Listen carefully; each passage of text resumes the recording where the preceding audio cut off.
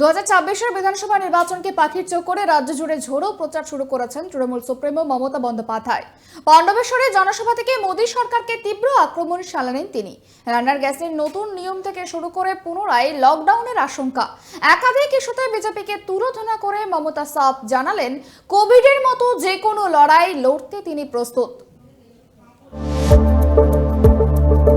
দোরগোড়ায় বিধানসভা নির্বাচন, একদিকে যখন প্রার্থীরা পাড়ায় পাড়ায় ঘুরছেন, তখন অন্যদিকে হাই ভোল্টেজ প্রচারে নামলেন মমতা বন্দ্যোপাধ্যায়। বৃহস্পতিবার পাণ্ডবেশ্বরের জনসভায় তৃণমূল নেত্রীর নিশানায় ছিল কেন্দ্রের জনবিরোধী নীতি, বিশেষ করে রান্নার গ্যাসের বুকিং এর সমস্যা নিয়ে কেন্দ্রকে এক হাত নেন তিনি। কালকে বলেছিল 35 দিনের পর গ্যাস পাবেন, আমি কালকে এটা নিয়ে খুব হুজ্জুতি করেছিলাম মিটিংয়ে।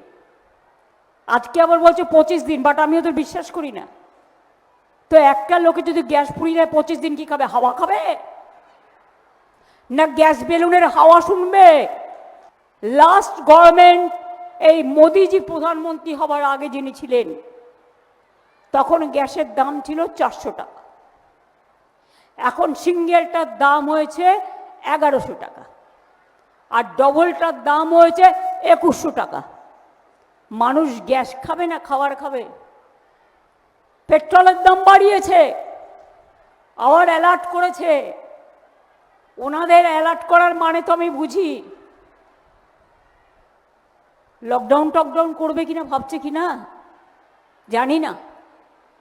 করলে করবেন, লকডাউন করে মানুষকে ঘরবন্দি করে রাখবেন, মানুষকে ঘরবন্দি করবেন, মানুষকে নোটবন্দি করবেন, মানুষকে ভোটবন্দি করবেন, মানুষের নাম কেটে দেবেন।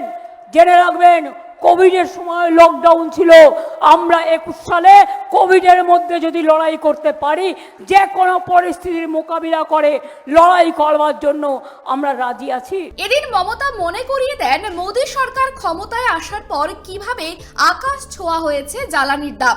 পাশাপাশি এসআইআর এবং ভোটার তালিকা থেকে নাম বাদ যাওয়া নিয়েও গর্জে ওঠেন নেত্রী। অভিযোগ করেন, কেন তালিকার স্বচ্ছতা নিয়ে প্রশ্ন উঠছে। 3 দিন আগে তালিকা প্রকাশের পরেও কেন সব জায়গায় তা টাঙানো হলো না, সেই নিয়েও প্রশ্ন তোলেন তিনি। লজিস্টিক্যাল ডিসক্রিপেন্সির নামে প্রতিদিন বিজেপির নাম ঢুকিয়েছে আর অন্যদের নাম কেটেছে। তার মানে কি বিজেপি পার্টি অফিস থেকে প্ল্যান করে তৈরি করে দিয়েছে, যেখানে যেখানে তৃণমূলের সিট সেখানে নাম কটো।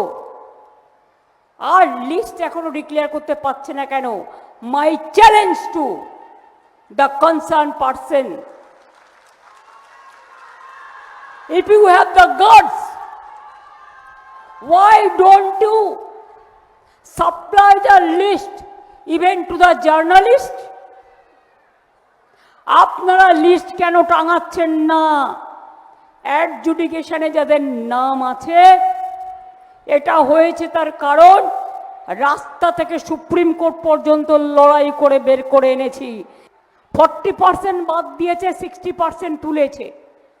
60%ও যদি তুলে থাকে সেটা আমাদের ক্রেডিট, আমাদের সুপ্রিম কোর্টের লড়াই করার জন্য এবং রাস্তায় পড়ে থাকার জন্য।